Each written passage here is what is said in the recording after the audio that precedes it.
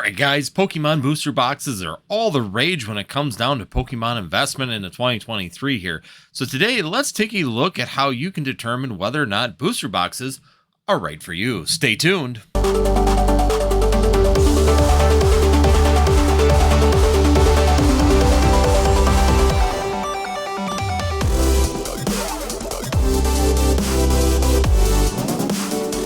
Alright guys, since Pokemon booster boxes are all the rage here in 2023, I figure it's a good time to sit there and discuss the potentials of what we might be seeing with booster boxes. Now it seems like Pokemon International has made the booster box kind of an exclusive product. It's more difficult to get. ETBs have become the main vehicle of the Pokemon TCG for getting booster packs to people, to players, and getting them out to market at your big box stores. But at the end of the day, a lot of people are pushing into booster boxes thinking that premium will continue. Well, today I want to take a look back on some past things and just see what has happened when it comes down to Pokemon investment. Everybody talks about how booster boxes in the sealed market have gone up every single time.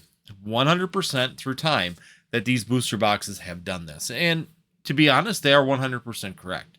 After the boom of 2020, a lot of booster boxes that were even lagging, a lot of products that were lagging, things that weren't doing so well, have since gone up in price. And that's a good thing. I mean, anybody that was in that market and holding on to product for that period of time has now had the opportunity to be able to get their product sold or have good value inside of their product that they did not have prior to 2020. So today, I want to go back in time and I want to have a discussion about what we're seeing with booster boxes and reasons why some of us are a little bit more hesitant that are data driven when it comes down to booster boxes because of prior events. Now, it's not going to say that this is true, but these are things that we've seen in the past, and it's really a good information for people. And I'm going to give you the site because, guys, it's really fun just to kind of play with this and see what you can find. The things that are actually on here, this site are really cool. It doesn't just do Pokemon booster boxes. It literally does all products that have been on Amazon from about 2012 all the way moving forward. So there's some really good opportunities to jump in here and just kind of see how things have trended over time and maybe get a little bit of a glimpse on why we think what we do. So first thing I'm going to do is switch down to the other screen. All right, so down here we are on a site called CamelCamelCamel. That's right, that's the name of the site. CamelCamelCamel.com. I will put the link down below so you can come to this site. Now, as you can see in the product search, I just put Amazon product search. So these are all the products that have been on Amazon. Like I said, since about 2012, they really started tracking things really well. 2012, 2013. XY era is covered really well. Black and white has some products. You have to be very selective and almost search it by the actual set name.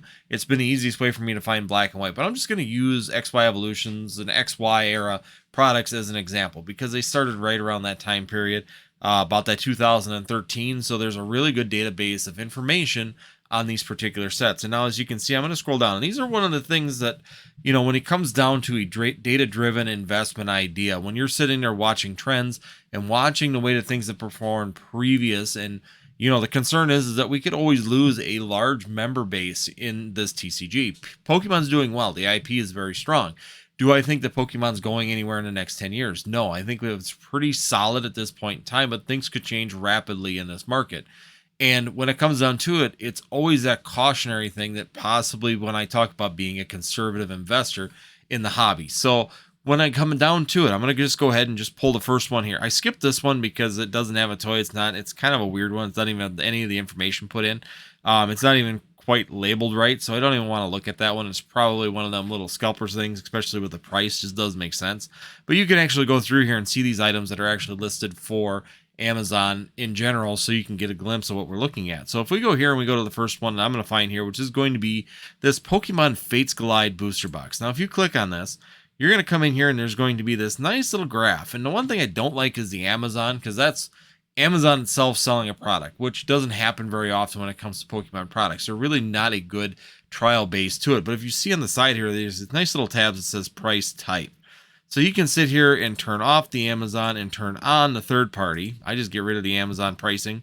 And you can see right here what the trend was for this particular booster box. And as you're going to see with a lot of the XY products, you're going to see a trend that's pretty prevalent at the end of the day. And you're going to see why there's a little bit of concern for like most investors in booster boxes to say they always go up in price. Yes, they do. The question is how far from point A to point B did we go in between those 2 points? If I have something sitting there for a long period of time and it does not move in value, it gets a little frustrating at the end of the day, which is sometimes why I'm a little bit more cautionary to say everything goes up in value.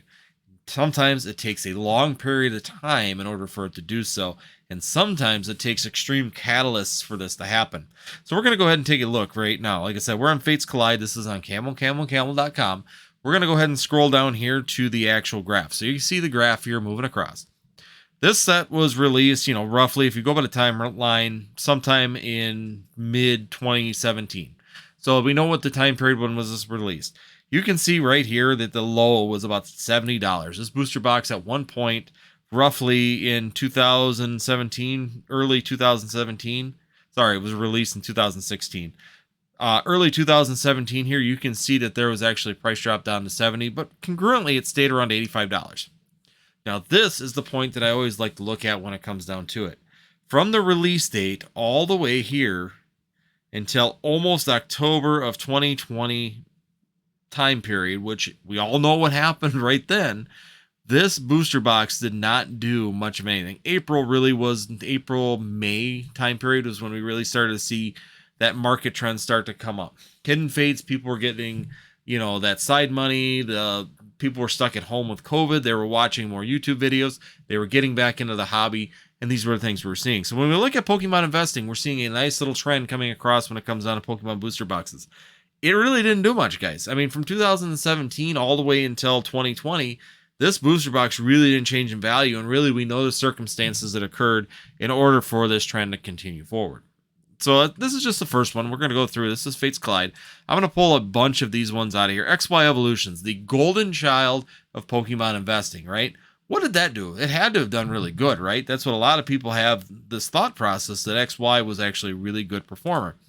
Now, if we go ahead and turn off the third party, as you can see from the release date back in 2016, we have seen XY Evolutions do absolutely nothing, literally nothing, until that same time period, about July, August of 2020. Once again, it's one of those sets. It became a poster child because of the nostalgia that was involved with it. A lot of people jumped into it because of the fact that it was a fun set to open and gave you that feeling of opening a base set booster box in 2020 without paying for a base set booster box at the end of the day.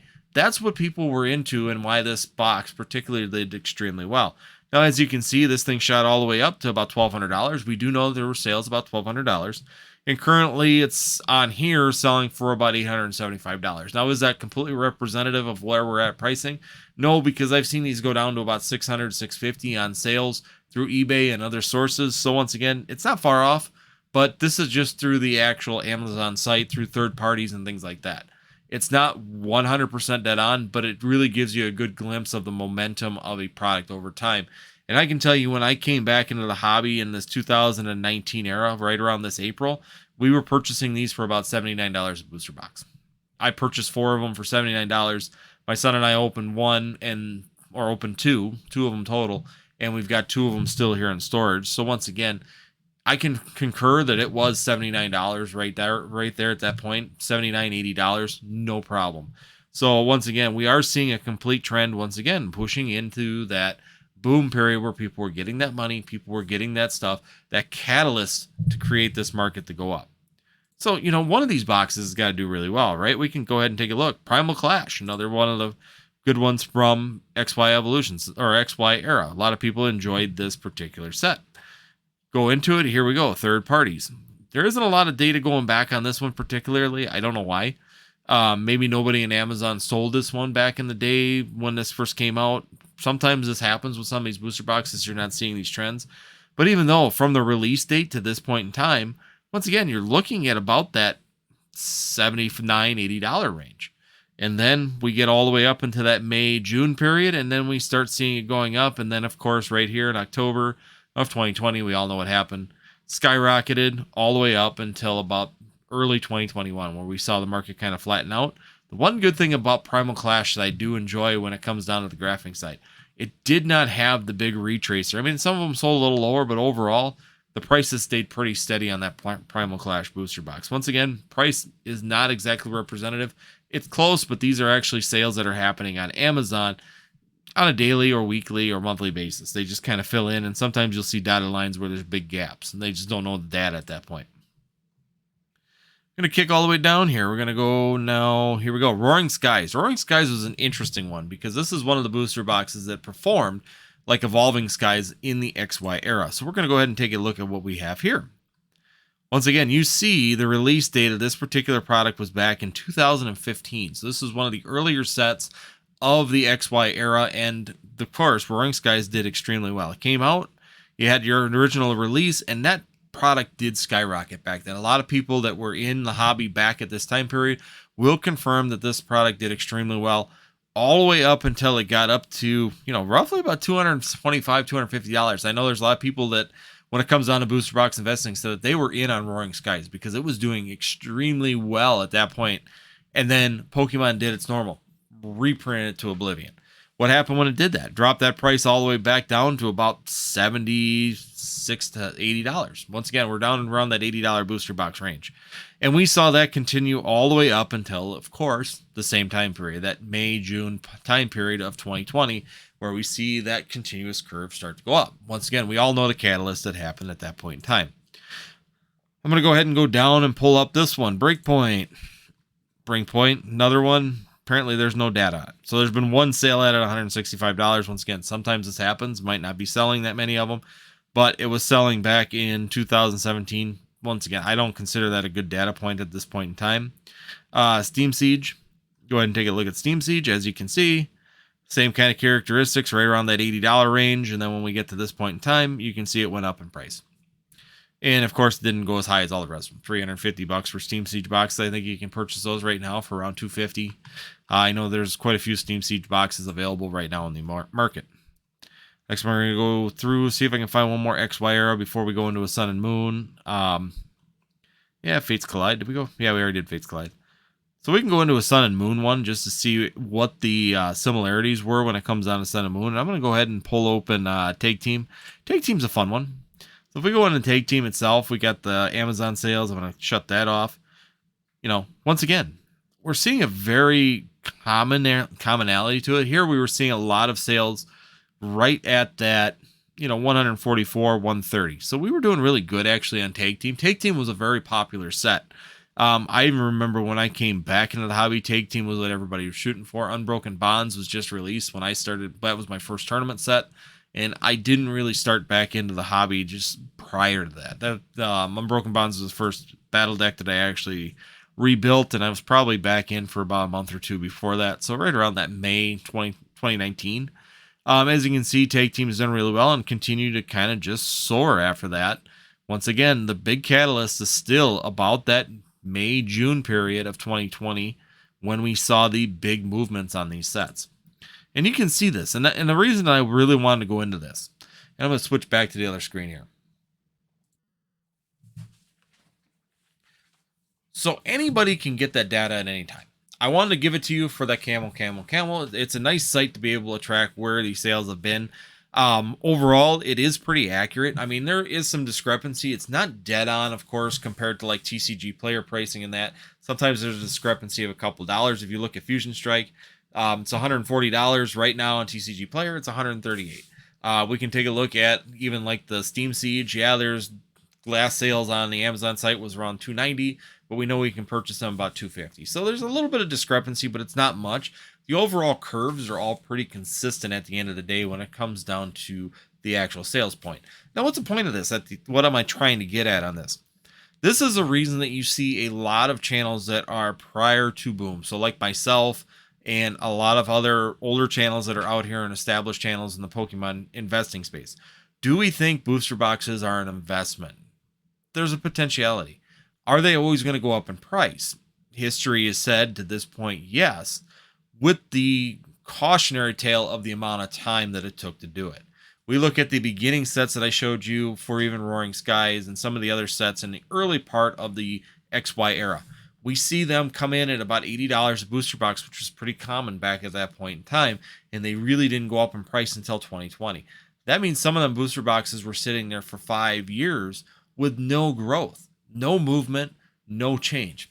Take a look at Hidden Fates. It's an interesting thing. That Hidden Fates ETB was the hottest thing. When I got back into this in 2019, when that came out, that was hot. When we went into 2020, it continued to just explode and go up in price.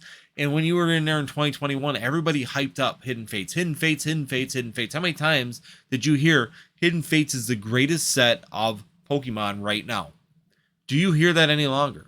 No, you don't. That statement has gone away. Now, what does that mean for the investment side of Hidden Fates? We have seen that completely flatline for the last year. As that hype of the hype and FOMO has moved to Evolving Skies as the booster box of choice, the best set of Pokemon again, we have seen Hidden Fates completely flatline, and it does this up and down movement. But realistically, the high from the beginning of 2022, when I did that video on Evolving or Hidden Fates is in a movement upwards. It was actually down at about 120. It was up to 165. It kind of keeps bouncing now. It goes down from 165 all the way down to 135, all the way back up to 160. It comes back down to 140. It goes back up to 165. But it just can't seem at this point in time to be able to crest that 165, 170 range. It's kind of stuck.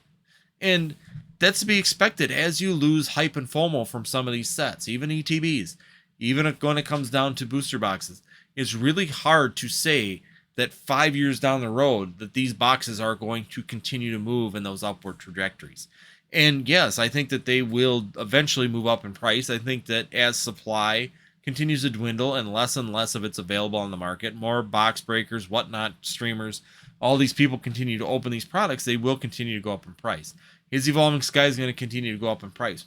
I think so, until there's the next best set. When you get a set that has more popularity than Evolving Skies, some new evolution set comes out, some new Chase Charizard, maybe some set that has evolutions and Charizards in it, that could be a potentiality to completely move the hype and FOMO away from Evolving Skies and stick it onto that new set, in which that point in time we might see that flat line of that particular set of Evolving Skies.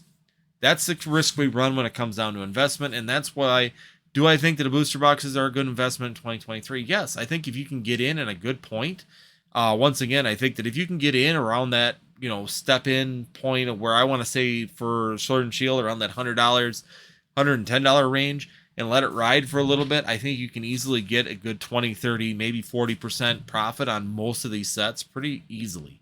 I don't want to say it's going to be a for sure. It never is a guarantee, but I think you could see that momentum kind of pull them sets up, especially with the lack of reprint and new product that we've been seeing currently in the Pokemon TCG.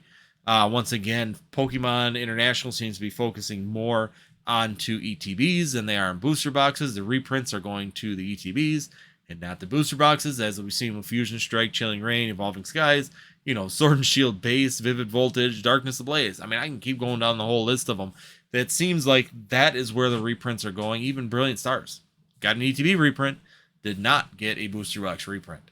So it'd be kind of curious to see if this is going to continue, if they're going to continue to see ETBs be the new vessel for getting packs out to the consumers, or will booster boxes make a resurgence? We see booster box reprints and we see that product becoming available more and more. And that will also change how your booster boxes perform at the end of the day. Once again, is it worth the risk to get some low price booster boxes around that $100 range out of the gate, even for Scarlet and Violet? Of course, Scarlet and Violet, that'd be a great price, but about $110, $120 for Scarlet and Violet sets, and also being about $190 to $100 on a Sword and Shield set? Absolutely. I think it's a great opportunity, even now in 2023, to do that, of course, because they seem to be a premium. But I do think that there is a tale of caution to be looking at in the past, and why a lot of us that have been in this investing spectrum previously and are a little bit older and use data to be able to make decisions on how the future may progress based on the collectible in the past, have seen that data where that just, it stays flatline for a long period of time, and you could potentially see that again until we get that next catalyst over here. Whatever catalyst it is at the end of the day, that will be the next driving factor to be able to push that investment, that Pokemon investment, up to the next level. And sometimes it's waiting game in order to be able to get that. Will it be the 30th anniversary? Who knows? Will there be another, weird stimulus check coming out that drives markets up? Possibly. Could a new celebrity come in that's never been involved in Pokemon, where their fans aren't as big as Pokemon fans, all of a sudden buy a Pikachu card that drives that market crazy? Absolutely, there's a possibility. Now would be the time that it could happen. It really is. Logan Paul jumped in right as that market was already on its upward movement because of Hidden Fates, because of the new Sword and Shield block, because the overall performance of those sets was doing well. He took it and just accelerated it up. We could see that right now. Right now, if a celebrity that has a completely new fan base that has not been involved in the Pokemon TCG were to jump in now and buy something and get something really expensive that drew their fans in, this would be a time you could see another acceleration in this market. I hope it doesn't happen. I'm going to be honest with you. This market can't handle it, and it would be really, really detrimental to the overall market. As an investor, I hope it does happen. If it did happen and prices would go up really high, I'd be able to sell out a bunch of my stuff again and clean out the warehouse and put the money away and potentially restart again here in another year or two when this market completely cools. So there are opportunities in both ways. There's downsides and positives to each one.